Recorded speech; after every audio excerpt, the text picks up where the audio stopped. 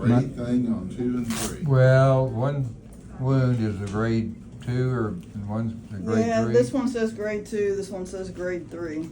That just has to do with culture results. With what? Culture results. Yeah, that's Yeah, a but, infection. My son seemed to think that the living, the places asked about that, and so I wanted to make sure we had it covered. If it improves, how often do you do something on that to make? We usually don't change it. It's- A grade 1 is a superficial ulcer, probably not all the way through the skin. Okay. It doesn't have any evidence of infection. Yeah. A grade 2 might have some inflammation or infection that's full thickness, but does not involve bone or ongoing or hard to treat infection. A grade 3 has either infection of bone or deep soft tissue infection. It's the Wagner grading system.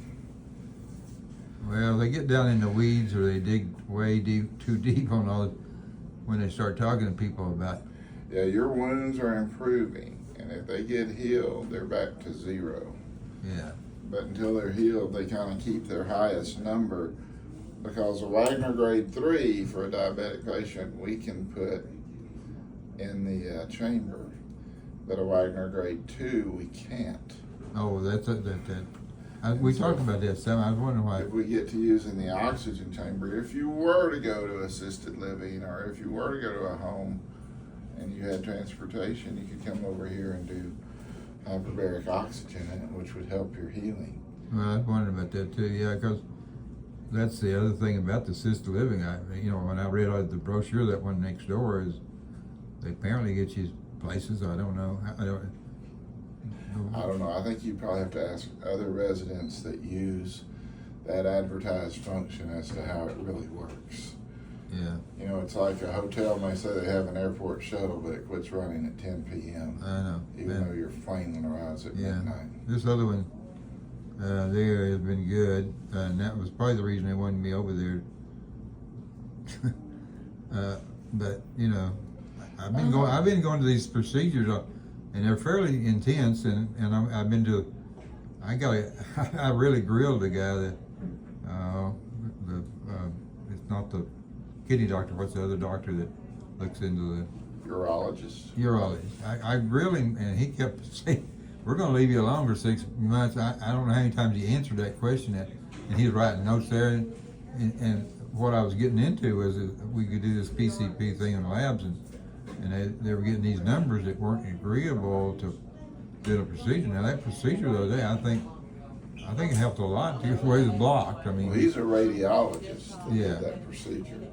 Yeah. He's an interventional radiologist. Well, I went back and saw he'd done a TV interview, and I like to kind of go back and just see him talk in common terms, and he really came across, good. I can't believe how long I was putting in anesthesia. I know it was at least 3.5 hours, because I went in and I did at 11. I went there 11, and I didn't get out at 4 or 5, and I had to get the nurse to explain. See, I didn't have anybody with me, so I'm sure he came in and told me a lot of stuff I didn't know. Because I'm still groggy.